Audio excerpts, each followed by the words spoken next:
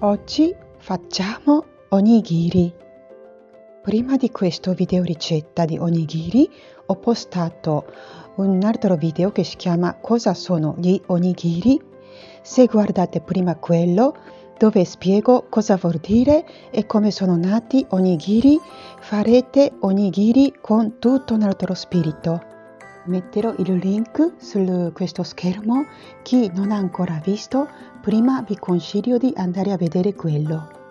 Alla fine del video c'è immagine di come si prepara obento con onigiri, con furoshiki come si chiude, quindi guardate fino alla fine.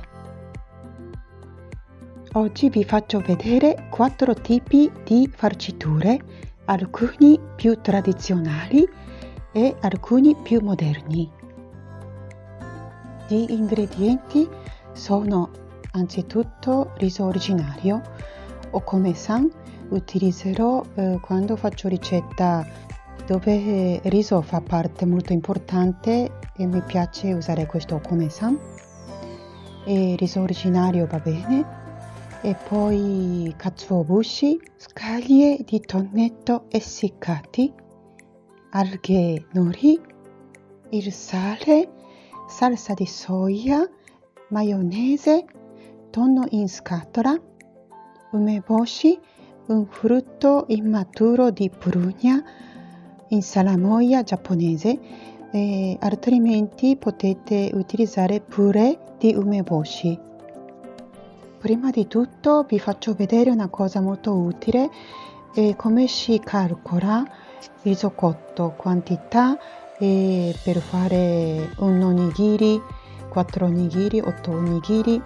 Oggi facciamo 8 pezzi, quindi calcolo per 8 onigiri e per capire allora riso crudo quanti grammi.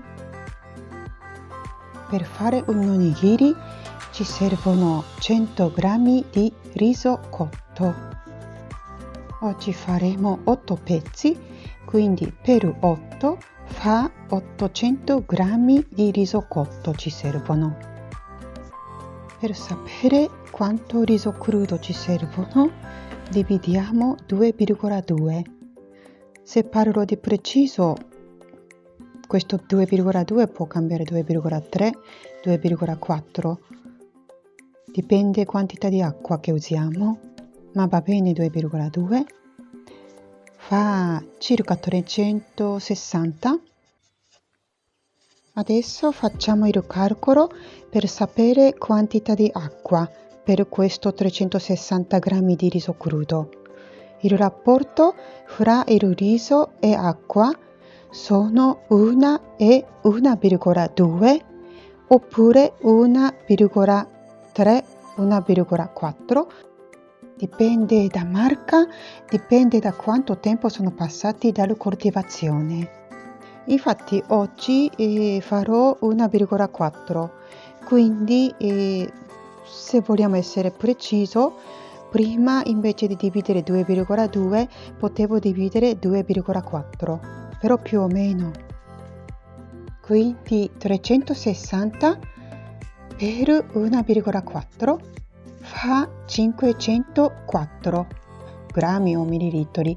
Acqua sono identici grammi e millilitri. Ho messo 360 grammi di riso nella ciotola. Primo lavaggio, sciacquo e elimino acqua velocemente. Anche secondo faccio stessa cosa. Terzo lavaggio, metto poca acqua. Mescolando si strisciano tra di loro e poi eliminiamo acqua aggiungendo più acqua. Quarto lavaggio, stessa cosa.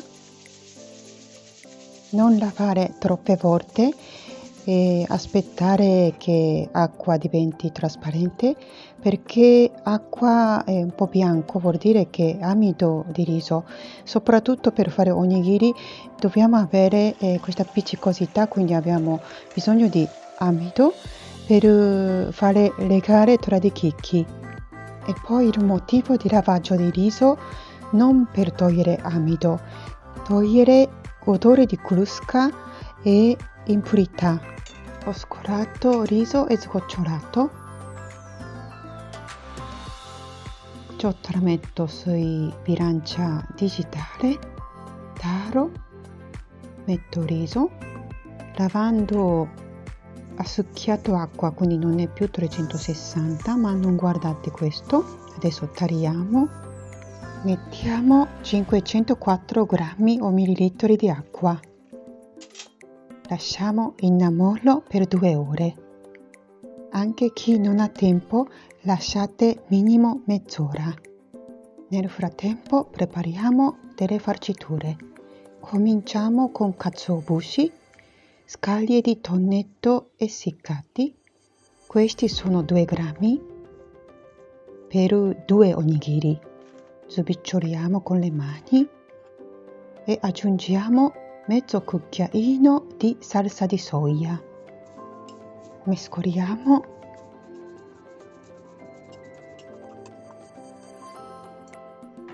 Questa è una confezione di purè di umeboshi. Potete trovare negozi che vendono cose biologiche. Se non avete umeboshi, utilizzate purè di umeboshi. Ma oggi ho questo umeboshi speciale. E mamma o nonna, non mi ricordo bene, di mia amica che ha preparato in Giappone, quindi sono veramente preziosi. Usiamo 3 umeboshi, 2 per onigiri, una per mettere sopra. Snocciolo solo una, quello che ci servono per decorare. Altri 2 uso così, lascio nocciola, ma se preferite togliere perché magari per ospiti, per bambini piccoli, togliete pure. Umeboshi e katsuobushi sono farciture più classiche, tradizionali. E invece questa tonno in scatola. Io sto usando al naturale e sgocciolato acqua. Se usate tonno in scatola all'olio, sgocciolate bene olio. Uso 30 grammi di tonno in scatola e ho aggiunto 10 grammi di maionese, mescolo bene. E poi ho trovato furikake in Italia, negozio dei signori cinesi, sono molto contenta di aver trovato. Sono passati 2 ore, ho spostato nella questa pentola di terracotta riso e acqua. Accendo il fuoco medio perché pentola è piccolina. Se fate onigiri di tanta quantità, quindi dovete cucinare tanta quantità di riso, e allora diventa pentola più larga, più grande, e fate pure fuoco più vivace. È difficile da capire quando arriva a ebollizioni. Questa volta ci ho messo 8 minuti. Per essere sicura ho aperto un attimo, richiudo. Adesso sposto fornello più piccolo perché mi serve fuoco più piccolo possibile.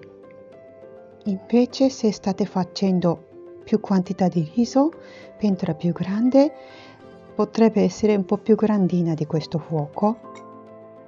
Sono passati altri 5 minuti, controllo, ho assaggiato, era perfetto, quindi richiudo e lascio riposare per 15 minuti.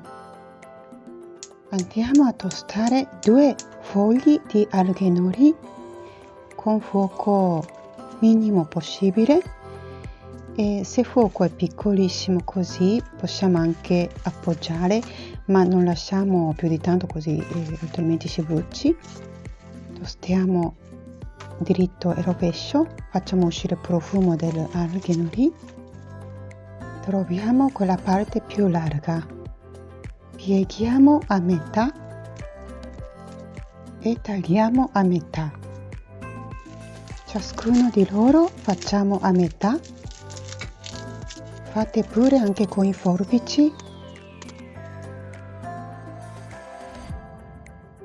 Adesso facciamo onigiri. Riso che abbiamo lasciato a riposare 15 minuti. Mettiamo su questo piatto grande. È troppo caldo per fare onigiri, quindi lasciamo un po' raffreddare. Buono da mangiare, è un po' caldina, quindi un po' tiepida, appena fatta e anche raffreddato. Infatti onigiri potrebbe essere da obento. Obento significa un cibo portatile, cibo che portiamo al lavoro per pausa pranzo, a scuola per pausa pranzo o picnic o in spiaggia, quindi devono essere freddi e mangiamo freddi. Parola obento significa anche un contenitore dove mettiamo cibo e portiamo via. Una cosa importante, laviamo le mani bene, con sapone, le mani dappertutto, sciacquiamo bene e asciughiamo con fazzoletto pulito. Abbiamo detto per un onigiri usiamo 100 g di riso cotto. Ho bagnato palmo delle mani con un po' di acqua, metto un po' di sale. Mettiamo riso circa 2/3 di questa quantità, stendiamo un po', facciamo buco al centro, mettiamo un umeboshi e copriamo con altro riso cotto. Sento che mi stanno appiccicando chicchi di riso, quindi ho bagnato ancora un po' con acqua palmo delle mani e ho aggiunto anche un po' di sale. Mano sinistra riceve onigiri, mano destra crea forma triangolo. Si piccicano, quindi aggiungo ancora un po' di acqua, ma dobbiamo cercare di mettere meno acqua possibile. Ogni tanto giriamo e poi schiacciamo dolcemente con mano destra creando triangolo. Io non sto schiacciando interno. Onigiri deve essere quando si mangia, gruppetto di chicchi di riso devono disfare nella bocca. Immaginate parte esterna dove abbiamo contatto con le mani. Chicchi di riso sono più vicini, appiccicati tra di loro, così crea forma triangolo, ma interno tra i chicchi hanno un po' di spazio.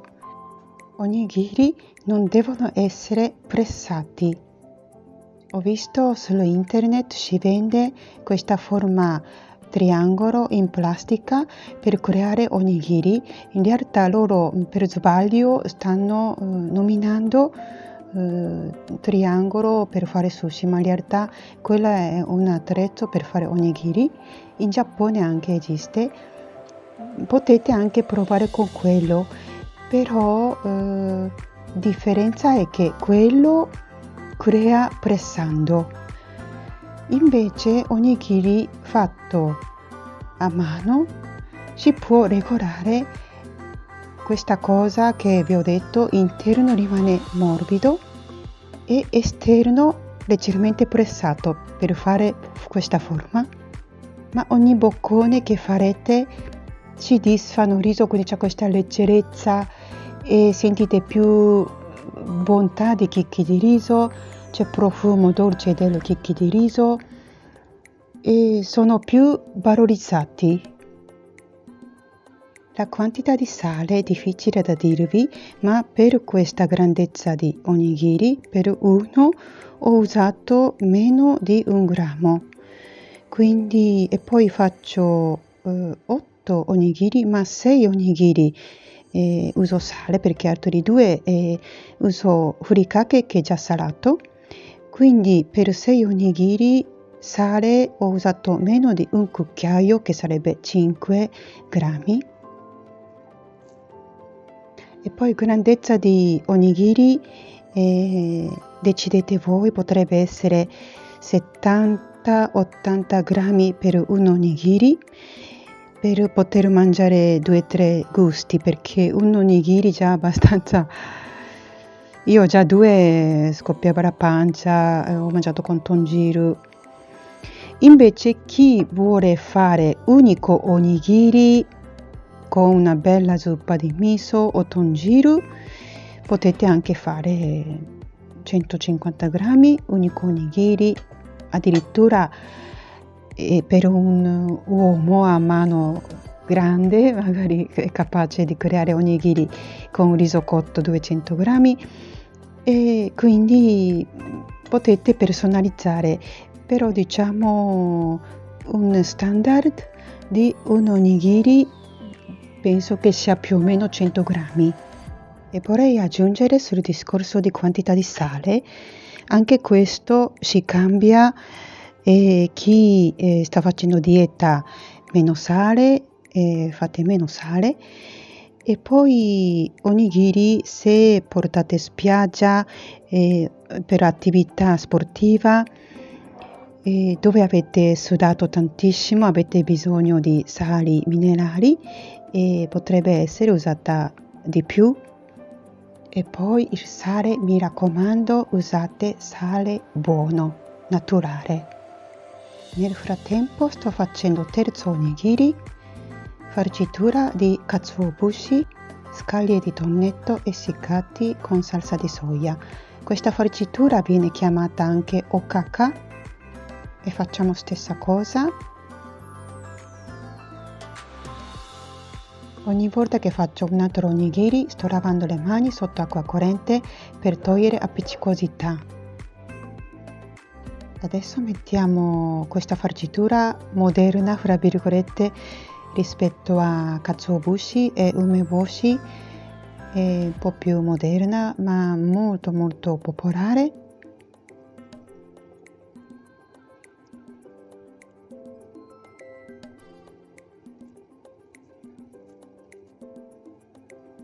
Non ho mai messo queste cose sopra gli onigiri, ma devo dire che è comodo per capire cosa c'è dentro e anche per farvi capire cosa sono.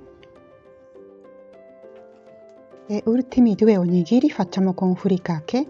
Furikake ci sono tantissimi diversi gusti, ma questo è uno dei gusti che mi piacciono di più, e quindi sono molto felice di aver trovato in Italia negozio di signori cinesi che vendono prodotti orientali. Per 200 grammi di riso cotto metto 3 cucchiaini di questo furikake. Gusto sono di umeboshi e shiso. Shiso e sono cugina lontana di basilico. Furikake è ancora più amato dai bambini che adulti. Quando mangiamo un pasto dove ci sono riso bianco, zuppa di miso, piatto di carne o piatto di pesce, verdure, e mescoliamo nella bocca riso bianco e un altro cibo, o godiamo solo sapore delicato del riso bianco. Ma bambini fanno fatica a finire una tazza di riso bianco, allora mettono furikake. Onigiri potrebbe essere anche senza alghe nori, ma a me piace tantissimo, quindi metto. Questo foglio di alga che abbiamo preparato deve essere un po' lunghetto e decidiamo dove tagliare. E poi questo pezzettino usiamo per capire in altre alghe nori quale lunghezza abbiamo bisogno, poi tagliamo.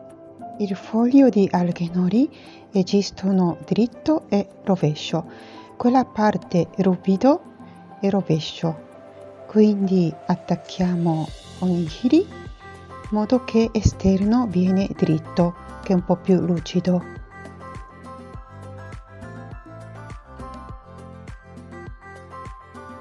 Abbiamo fatto bellissimi onigiri omusubi. Sono molto soddisfatta.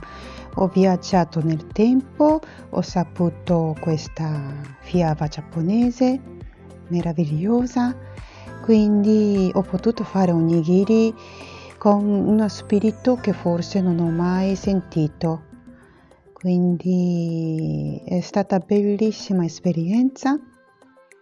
Spero che siano utili sia questo video ricetta di onigiri che scorso video cosa sono gli onigiri. Per noi onigiri è un cibo molto vicino, attaccato a vita quotidiana rispetto a sushi. Sushi è una cosa un po' più speciale, un evento. Ho preparato bertonjiru, zuppa di miso, maiale con le verdure. Attacco il link, andate a vedere come si prepara, perché è fantastico mangiare onigiri con tonjiru o zuppa di miso. Sono veramente adorabili questi onigiri, bellissimi, vero? Si vede chicchi di riso. Se avete fatto onigiri per fare o bento, una coprite con la pellicola, mettete nell'acqua qualsiasi contenitore. Io avevo questo contenitore di bambù, così non sarà mai schiacciata onigiri. Questo è furoshiki che ho preso in Giappone, uno dei miei preferiti, disegnato da artista che si chiama Yumeji Takehisa. Nel frattempo vi stavo mostrando come si chiude furoshiki, così carino da vedere e facile da portare via, e poi quando mangiamo apriamo, usiamo come tovaglia. Questo video termina qui. Se vi è piaciuto, se siete interessati, mettete un like e iscrivetevi al mio canale cliccando sul mio logo che c'è in questo video in basso alla destra, e schiacciate l'icona della campanella, riceverete l'avviso della prossima ricetta. Condividete questo video con qualcuno che possa essere interessato. Grazie per aver visto fino alla fine questo video. Ci vediamo presto alla prossima ricetta. Ciao a tutti!